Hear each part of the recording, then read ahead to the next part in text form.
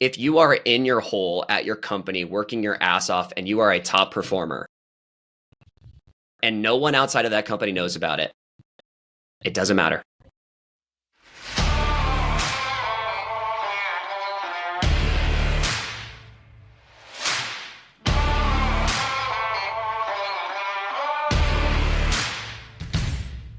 All right, HR Heretics segment on how to layoff-proof yourself. So some context, tech has gone through a massive change over the last 2 years. 500,000 people have been impacted. And I am hearing from a lot of friends that are amazing, that are currently out of work, and they're saying, like, how do I find a job? And look, unfortunately, I think it's tough in this market. I want to talk about the people who have jobs today and what they should be doing to layoff-proof themselves. So, Kelli, what's your take? Yeah, look, I mean, layoff proofing, impossible, right?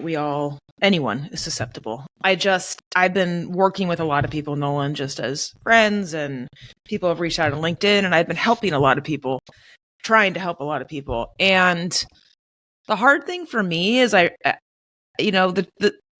one of the hard truths I realized in talking with these folks, Nolan, is none of these people have properly networked prior to this happening. And I'm just separating these two events now because I just feel like building this skill and doing this well over a period of, I'm not talking about weeks, couple weeks here, years, and doing this properly. It's always on in the background. It's always on. And it puts you in a different position to, one, go into a job feeling actually confident and safe that if this does happen, I have like lots of people, lots of places. So you're not going in as fearful, first of all. And if and when it does happen, it's happened to all of us. We've all kind of, got zinged here or there. It just allows you to get back on your feet, keep your energy high, keep things moving. And I'd love to talk about why that's not the case, because I've gotten frustrated with some people because I've literally handed them the fucking ingredients on a silver platter to do this, and they just don't do it. I think it's because, number one, they're busy, right? We're busier than we've ever been as humans, especially if you're a human in tech. I think number two, LinkedIn provides a false sense of security. The story you tell yourself is, look, my experience is on LinkedIn and recruiters can find me. Well, when we're in a moment that we're in right now, in which many great people are on the market, who do you think the hiring manager is going to go with? The person that they have no data on, that all they have is just a story on LinkedIn, or the person that they know and that they have a relationship with? It's obviously going to be the person that they have the relationship with. So the way I've thought about this and the way that I think about relationship building, the analogy I like to use is fishing. If you have one line in the water, you can catch one fish. If you have 20 lines in the water, you can catch 20 fish. And so, look, I'm not saying you should spend all of your time networking. That's not what either of us are saying. But what we are saying is you need to invest in your network. It is your most valuable asset. And this becomes increasingly true as you ascend in your career. Like the thing that with executives, when they, when you take a job, I always say as an exec, the most likely way that you exit is you get fired. And you know that on the way in. And the way that you defend against it is your network and the people who know your work intimately and your friends. And so I just think like you have to constantly invest in your network. And even though it does take time, it does protect you against moments like we're in right now in tech. Right. And the fishing analogy is a good one. I think fishing's terribly boring. So 19 lines are better than one anyway. But in addition to defending and protecting, which I completely agree with, and I've never thought of LinkedIn as that no one should consider LinkedIn as that. It's just fun. You learn and you learn the ecosystem and you meet different people with different points of view and they're doing stuff that you never thought that you could do or that you would know about. And it's very interesting. And you're helping people and you're giving back and vice versa. So this is not like, we just talked about it the other week. This is not go out and be a slimy, like, this is literally just like being a part of a community that expands over time and transcends experiences. I mean, this is like, I've got 25 years of it. And I think I told you yesterday, Nolan, I have if anyone's listening, I've touted this so many times to people. I'm like, create a fucking Google Sheet now. Like, you're 22 years old, create it now. And remember and connect with and take notes on every single person you work with, you meet, you help, how they've helped you, when you met with them last. I literally have a Google Sheet of not 100, like 2,200 people that are friends, not like just random people from the encyclopedia, like friends that I could text and connect with. And not only that, now I can sort it by executive coach, executive consulting, HR talent, heads of HR, VCs, founders, founder CEOs, like fractional work. Like, these are things that literally will help you through the course of your career. It helps you give back to others. It helps you keep abreast of what's going on. It helps you keep in touch. I can't tell you how many doors and things that I never thought would be possible have opened. Board members, right? I can go on, but and people aren't doing this. And so they get hit over the head, like we all have. I have too, with a fucking 2x4, and they're at the go on the Monopoly board. So the biggest question I get when I give this advice is how. That's the number one question I get. And it's been happening a lot recently. Same. Because I have friends who are in great jobs, but they're like maybe a little unhappy or worried about a potential layoff. And I'm like, you need to go network. And then they ask, well, how do I do that? So like, I've been thinking about this. So here's step one. Number one, you should be going to those events in person. As humans, we build relationships in person better than any other medium. It's better than Zoom. It's better than anything else. Like, so go to that extra event, once a month or once every couple weeks. That, the story you tell yourself is like, oh, I don't want to go to one of these. Just go. And when you're there, interact. Don't sit in the corner. Don't go to the people that you always interact with. Playing go to people you don't in the corner on your phone. Totally. Go to people you don't know. Introduce yourself. And then step two is compliment them. Like, just, it's like, oh, you work at XYZ company. I've heard great things about them. Or like, oh my God, like I've heard you guys are doing amazing things. Like, just makes people feel good. And then you start to build the relationship with them. If you don't have the ability to go to these events, then I actually am a big believer in the cold outbound strategy. And so I think a lot about sales. And I used to think about sales in this negative light because it's like, oh, they're like slimy salespeople and they're like always reaching out, trying to sell you something. Well, the best salespeople don't do that. Right. The best salespeople are building relationships. They partner with you.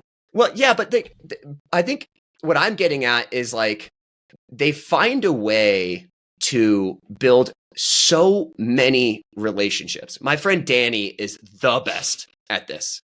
He's selling something, but he's not selling something as his primary thing. He's actually like reaching out to build a relationship with somebody first. And then if an opportunity presents itself, then he does sell. So I love the outbound strategy. And one of the things I've been doing is when I see a founder raise a round, I will cold email that founder and say, hey, I don't know you, but congrats on raising this round in this environment. It's so brutal out there. That's awesome. Yeah.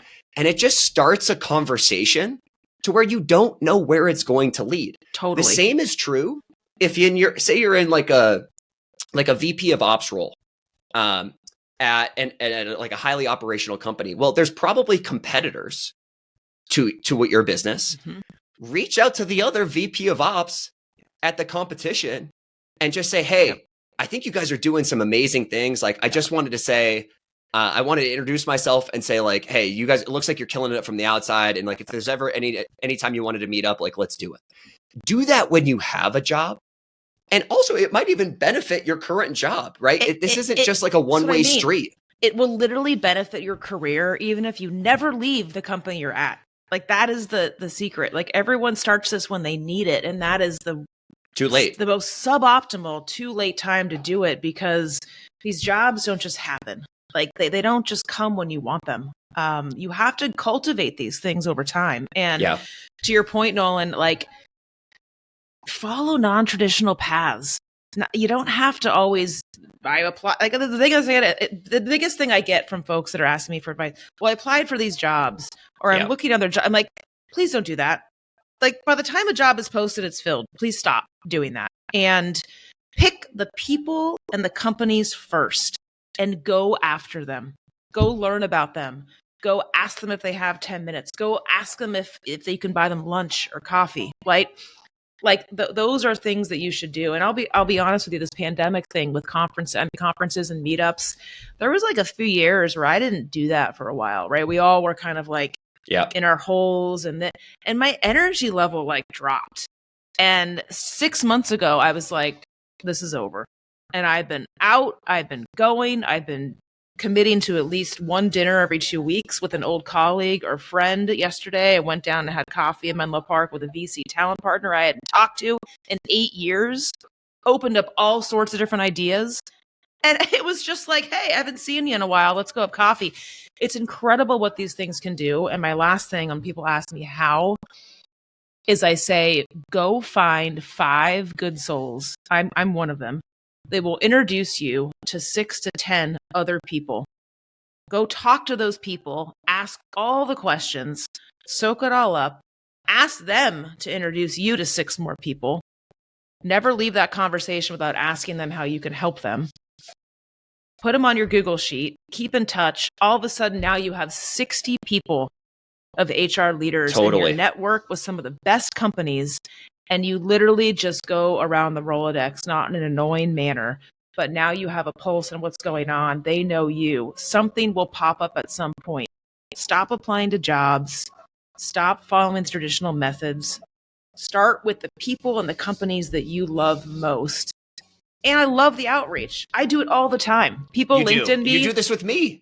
Oh my God. You do this with me. I never not reply to a LinkedIn. I had someone from Santa Clara. I went to Santa Clara and they're like, I'm a student. You went here. Can I? Yes. You text me, call my cell, I'll talk to you for 20 minutes. Totally. Hey everyone. We'll be right back in a moment after a word from our sponsors. There's a world where your CRM is powerful, easily configured, and deeply intuitive. Attio makes that a reality. Attio is a radically new CRM built specifically for the new era of companies. It's flexible, easily configures to your unique data structures, works for any go-to-market motion from self-serve to sales-led. Attio automatically enriches your contacts, syncs your emails and calendar, lets you create powerful reports, and quickly build Zapier-style automations. The next era of companies deserves more than a one-size-fits-all CRM with an outdated UX. Join OpenAI, Replicate, 11 Labs, and more. Try Attio instantly at attio.com. That's ATTIO.com, and tell them Nolan and Kelli from HR Heretics sent you. The other thing is you have to keep your network warm, right? And so otherwise it gets stale. I was terrible at this early in my career because the story I told myself is I don't have time. I don't have time for this. I'm super busy. I have like all this shit going on. It takes minutes, sometimes seconds to send a text. Like the one that I use right now is like, hey, I was just thinking about you. Because like this happens, like you're brushing your teeth, a person pops into your head. Yes. The next thing you should do is text that person and just say, hey, I was just thinking about you. Hope all is well. Oh my God. This guy, Rob Contois, he's great. We worked together at Intuit and I was 23 years old. I hadn't seen or talked to the guy in almost 20 years. He pops up in my LinkedIn, some random feed. I'm like, oh my God, Rob, he was incredible. Where is he now? Intuitive Surgical. Boom, LinkedIn. I just saw you. I just had to say hi. Now we're going to talk like in 2 weeks. Like Intuitive Surgical, very, very successful company. What are you all doing? What are you learning? What's going on? I mean, it's so fun, Nolan. Like I think people just don't gamify this enough. They don't have fun with it. Like it's so enjoyable to meet new people, understand what's going on. And I love the idea of so many different opportunities come at you that you had no idea were even there because you just weren't creative enough or you didn't do these things, and they'll just come at you in plethora, and then you give back and it goes again. And we've talked about this a lot. People remember that one time you helped. 12 years later, they'll call you and ask you to be an advisor or a coach or this. And it's very enjoyable. I should probably start a business on this or something. So I will talk to anyone about this because it is so important and it is so powerful.